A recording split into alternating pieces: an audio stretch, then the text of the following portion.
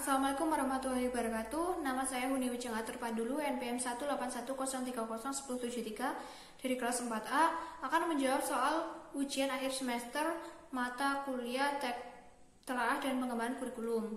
Nomor 1, apa relevansi antara kurir dan kurikulum? Jadi, kurikulum pertama kali dicetuskan dalam bahasa Yunani yang berasal dari kata kurir dan kursir yang berarti tempat berlari, tempat berpacu, dan tempat berkompetisi.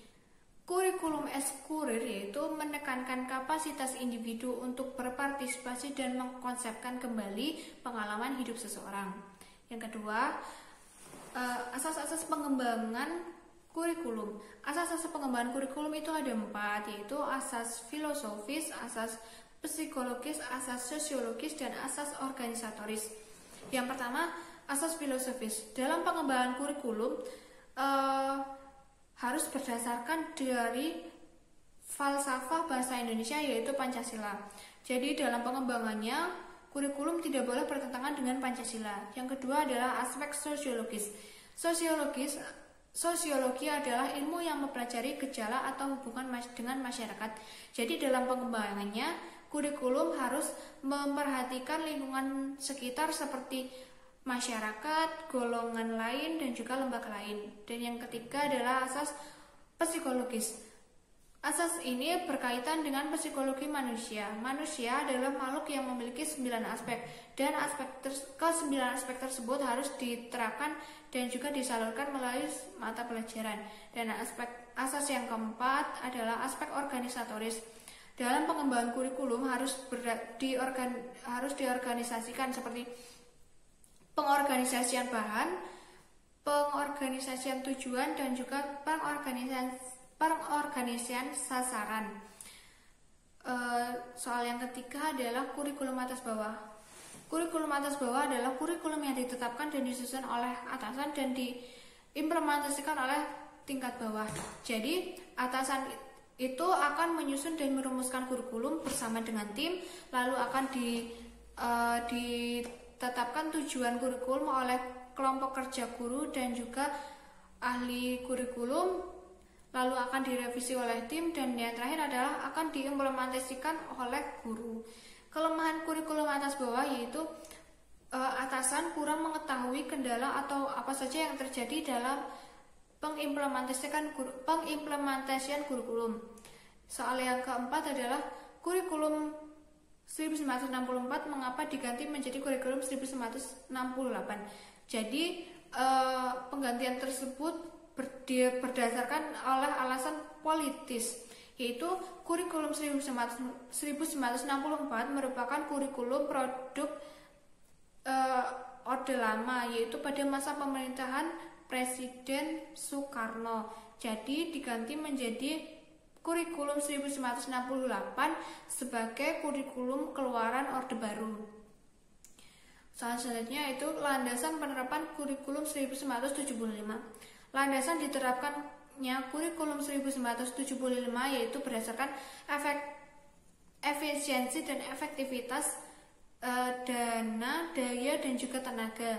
Juga adanya pendekatan pembelajaran secara integratif. Jadi tujuan pembelajaran itu akan lebih integratif. Selanjutnya adalah karakter kurikulum 1984.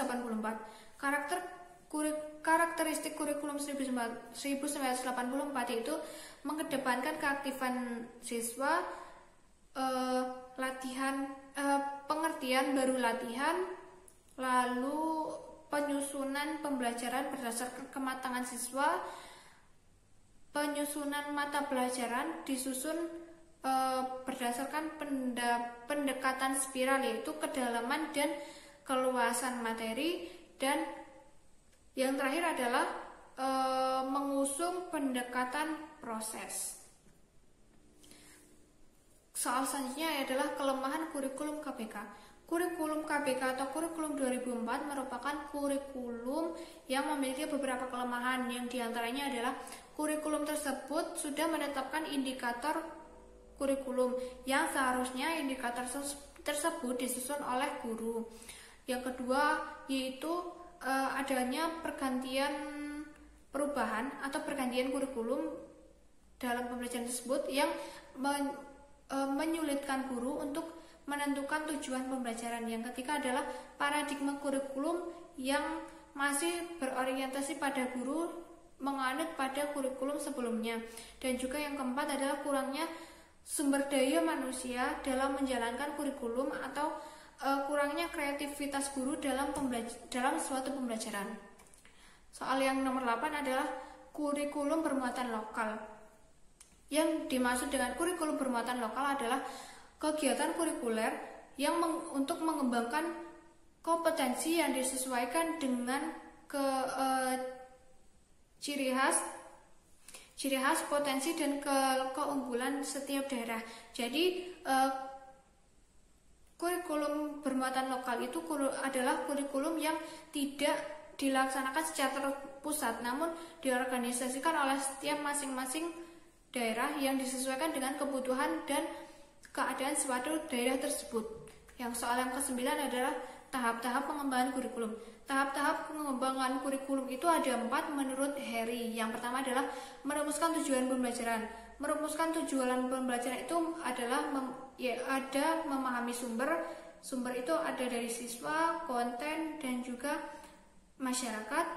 Selanjutnya menetapkan kompetensi dasar dan menetapkan standar kompetensi. Yang tahap kedua yaitu merumuskan dan menyeleksi pengalaman belajar. Pengalaman belajar itu harus dipahami karena sebagai landasan psikologis dalam belajar. Dan juga pengalaman belajar merupakan bentuk interaksi antara siswa dengan guru dalam kegiatan pembelajaran untuk meraih sebuah pengetahuan dan juga keterampilan. Yang ketiga adalah mengorganisasi pengalaman belajar yang memudahkan siswa untuk tidak terlepas dari teori, konsep, pandangan pendidikan, perkembangan anak, dan kebutuhan masyarakat. Yang keempat atau yang terakhir adalah tahap mengevaluasi. Jadi tahap ini merupakan tahap lanjutan di mana data yang dikumpulkan atau diperoleh akan dipertimbangkan untuk tujuan memperbaiki sistem pada kurikulum atau tahap perkembangan kurikulum selanjutnya. Yang soal yang terakhir atau yang ke-10 adalah kurikulum adiwiyata. Yang dimaksudkan dengan kurikulum adiwiyata adalah kurikulum berbasis lingkungan yang merupakan kerjasama antara Menteri Pendidikan dan Menteri Lingkungan Hidup yang merupakan kurikulum berbasis lingkungan untuk menerapkan kepedulian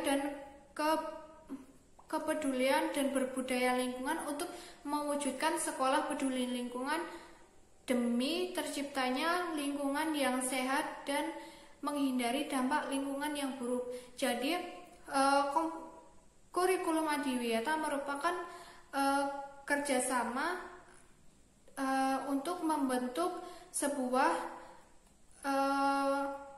pengetahuan tentang lingkungan dan juga alam yang dilaksanakan dalam lembaga pendidikan.